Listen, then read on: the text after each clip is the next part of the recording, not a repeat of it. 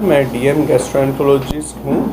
मैंने अपनी पढ़ाई आईजीएमएस पटना से डीएम गैस्ट्रो किया है और एमडी मेडिसिन आईएमएस बीएचयू से किया है। फ़िलहाल मैं बनारस में विनायक गैस्ट्रो केयर में मैं कंसल्टेंट हूँ और बाकी यहाँ पे दूसरा और चौथे संडे में मैं मऊ आता हूँ।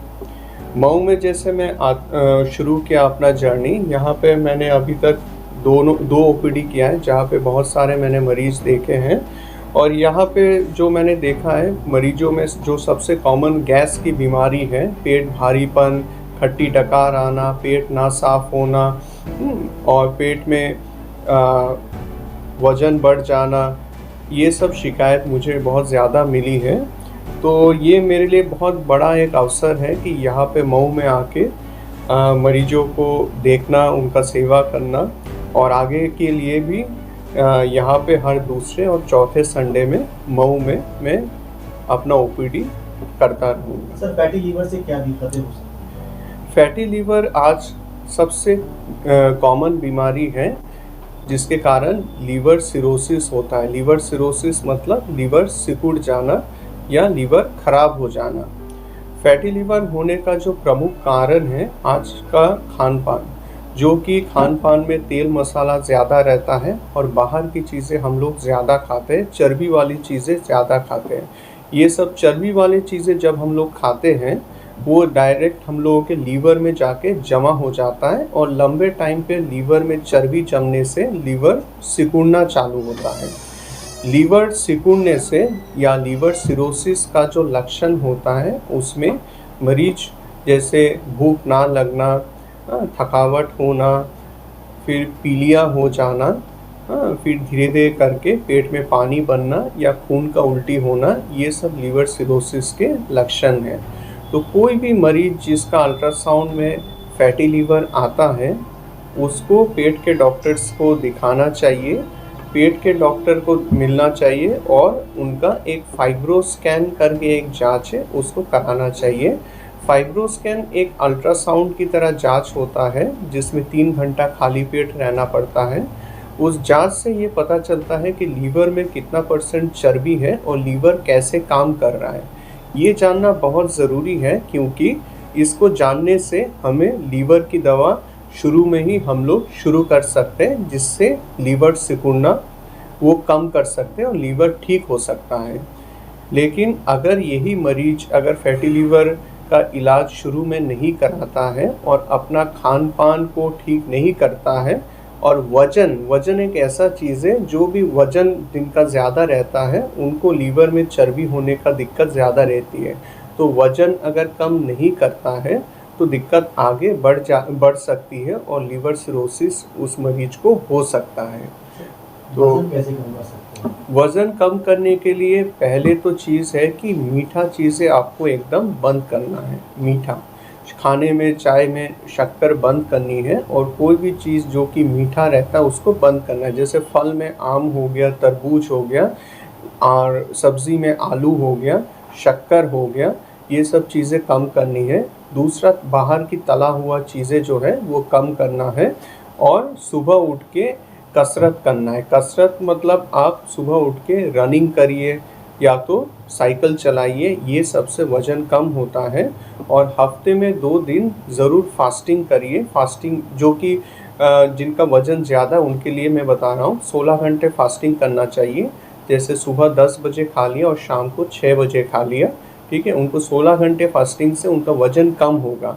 ये सब मैं नॉर्मल मरीजों के लिए बता रहा हूँ। डायबिटिक मरीज के लिए 16 घंटा फास्टिंग सही नहीं रहेगा, ठीक है। उनसे उनका शुगर लेवल कम हो सकता है। उनके लिए ये है टहलना है, मीठा चीज़ें वैसे भी नहीं खाना है और बाहर की तला हुआ चीज़ें नहीं लेनी, उससे वज़न कम होगी। तो लैट्रिन में खून आने में क्या करना चाहिए? कभी भी अगर किसी को भी लैट्रिन में खून आती है तो सबसे पहले हम लोग सोचते हैं कि ये पाइल्स है। उम्र कम रहता है तो चीज़ें पाइल्स हो सकती है। पाइल्स छोड़ के भी 2-3 ऐसे बीमारी हैं जैसे पॉलिप होता है। पॉलिप मतलब पेट में छोटा सा गांठ जिससे खून निकलता है।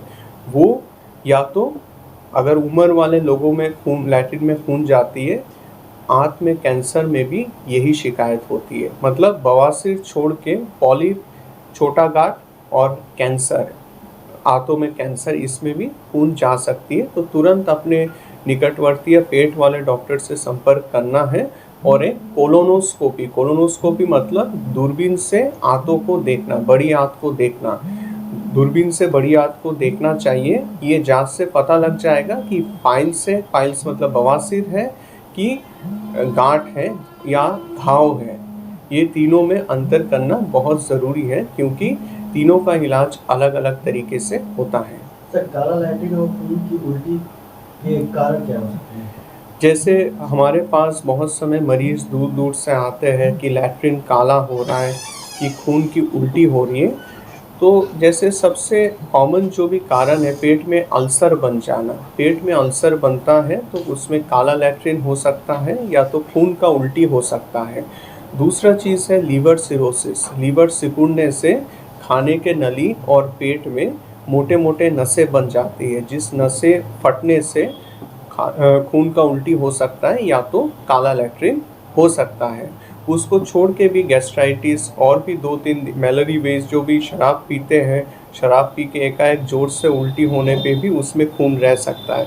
ये सब कारण है जिसमें मुंह से खून आना या लैट्रिन के रास्ते काला लैट्रिन होने का शिकायत होती। इसमें भी लोगों को अपने निकटवर्ती या पेट के डॉक्टर से मिलना है और एक एंडोस्कोपी करनी है। एंडोस्कोपी ऊपर से कैमरा डाल के, मुंह से कैमरा डाल के जांच होती है, जिसमें हम पेट और छोटी आंत के कुछ हिस्से को देख सकते हैं। उसमें अगर कोई गड़बड़ी रहती है तो उस हिसाब से इलाज होती है।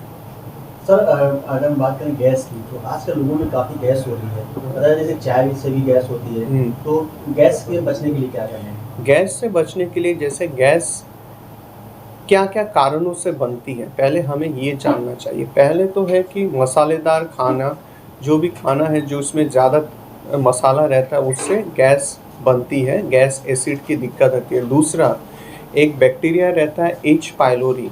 एच पाइलोरी बैक्टीरिया पानी से होता है। जो एच पाइलोरी बैक्टीरिया अगर पेट में आ जाती है तो वो गैस एसिड ज़्यादा बनाता है।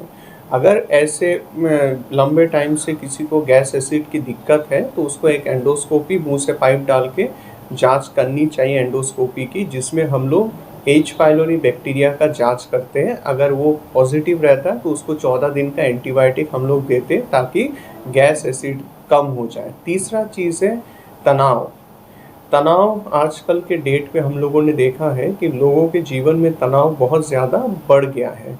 तनाव ज़्यादा रहने पे शरीर में एसिड ज़्यादा, पेट में एसिड ज़्यादा बनता है और आदमी को गैस की दिक्कत ज़्यादा रहती है। उसमें हम लोग जैसे तनाव कम करना कैसे कम कर सकते हैं, मेडिटेशन करके, योगा करके और कुछ दवा दे के तनाव को कम करने से भी गैस एसिड कम होती है।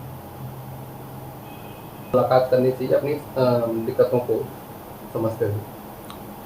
जैसे पहले आपको अगर बहुत सारे कारणों से आपको पेट के डॉक्टर से मिलना चाहिए। सबसे पहला कारण जैसे भूख ना लगना, वज़न कम होना, पेट में दर्द जो कि लंबे टाइम से होना, फिर पेट साफ ना होना, मुंह से खून का उल्टी, लैट्रिन काला होना या लैट्रिन में खून रहना, पेट में पानी बन जाना, पीलिया हो जाना। ये सब दिक्कत अगर किसी को रहती है तो ज़रूर आके एक बार पेट के डॉक्टर से मिलनी चाहिए। मऊ में अभी मेरा दूसरा ये ओपीडी मैंने किया है। इसी महीने से मैं बैठ रहा हूँ। दूसरे और चौथे संडे में मैं मऊ में बैठ रहा हूँ।